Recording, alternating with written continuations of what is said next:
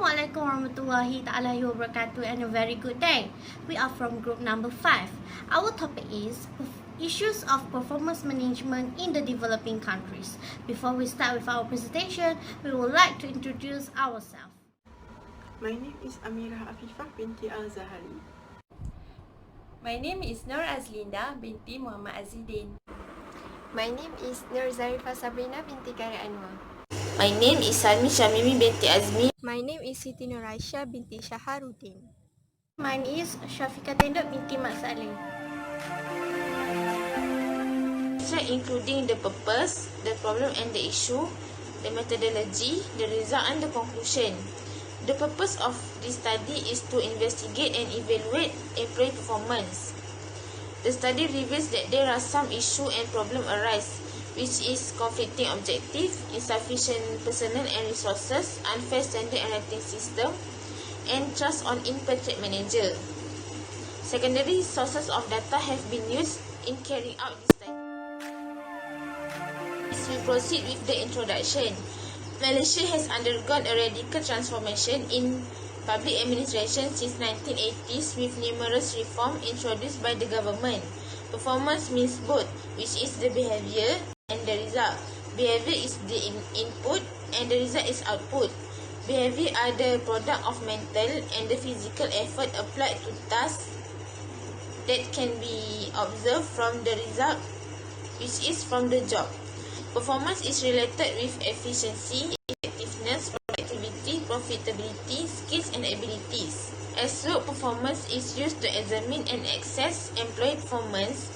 A strategic approach and initiative has been taken by an organization which is performance management system. Performance management system help employee to know what exactly is expected out of them and assure manager that employee behavior will be aligned and parallel with organization goals.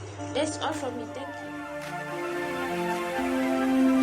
Performance management was introduced in the early 19th century by W.D. Scott during World War I. However, during that time, there was no proper documentation or evidence that shows that performance management or appraisal being applied in the management. So the time evolves. Nowadays, performance management has been applied and used and being upgraded in the organizations.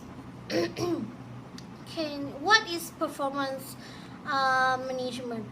Performance management can be explained as developing structures, procedures, and activities that can reliably and sustainably control and optimize success of individuals, departments, work of units, and ultimately the entire organization.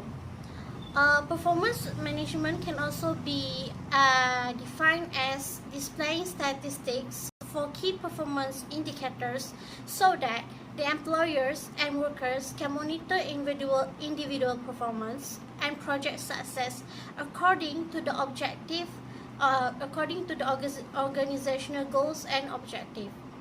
Performance management is a continuous communication among employers and employees.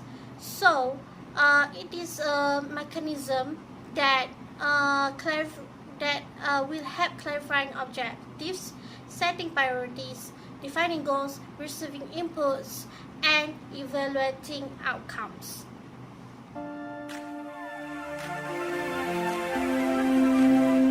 Next, we move on to the methodology. This conceptual paper is written based on the secondary data resources. According to Sekaran 2013, the secondary data resources is a data that derived from the data that already been existence. Consequently, for this study, the secondary data was developed from the multiplicity of the online database of its journals, books, year projects by the past students of the institutions. Some of the benefit from the secondary data resources is the first one, time-saving and efficient. Second one, provide a basis of comparison data. The third one is enhance the understanding of the problems. The first issue issues that may arise in implementing this performance management system is conflicting objective and lack of commitment from the management. Conflicting objective can be described as the confusion that sometimes may arise in an organization when there is a conflict between the specified goals and the performance behavior. So, the manager or the management also should setting up the favorable atmospheres or the culture for an organization, as well as they need also to encourage the organizational change and the self-training for the improvement in terms of transparency for an organization, as it is also the key for an organization to improve in the performance management. Unrealistic expectation also is one of the issues that may arise in an organization while implementing the performance management system. The workplace standards or expectations refers to the belief that there is going to be a clear work result. Yet often the managers begin to cross the line and start to demand too much of their direct report. For example, the international competitions and also the demands from the Malaysian population prompted the government to transform the public agencies such as the statutory body, for example, MARA, to be a more competitive corporations. The third issue, according to the management system or PMS, is unfair standard and rating system that poorly implement in the organization. If PMS is failed to implement in the organization, it will give the bad impact to the organization, employer and employee. This is because when the organization fail to do the fair standard and rating system of performance management system, it will make the personal value, bias and relationship are likely to replace organization standard. For example, if the favorite employee in the organization has not performed with their work, their task or their performance, but they still get the highest mark for their evaluation in the performance. The fourth issue in the performance management system is trust in impatriate manager. Trust in impatriate manager can refer to a foreign manager brought into work in the organization. This is divided into three causes, which are lack of communication, lack of feedback and lack of follow-up. For the first example is between impatriate manager and employee who has the barrier in the communication. For the second example is employee who seek the feedback from the impatriate manager to in their performance to get know which are the weakness of their performance, why they get the lowest evaluation, or why the impatriate manager are not satisfied with their performance. The third example can refer in terms of the work progression of the employee in the organization. The first recommendation is related on the issue of conflicting objectives, is performance monitoring.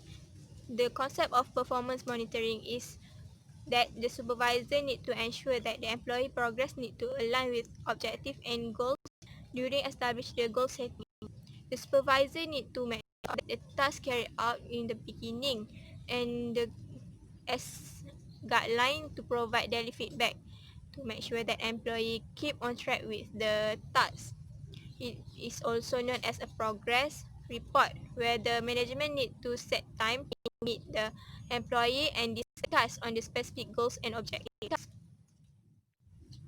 The United States of Personnel Management stated that the progressive approach by the organization is to involve the worker and team members to meet the company goals, and the ways to define the employee being productive is by monitor the employee performance.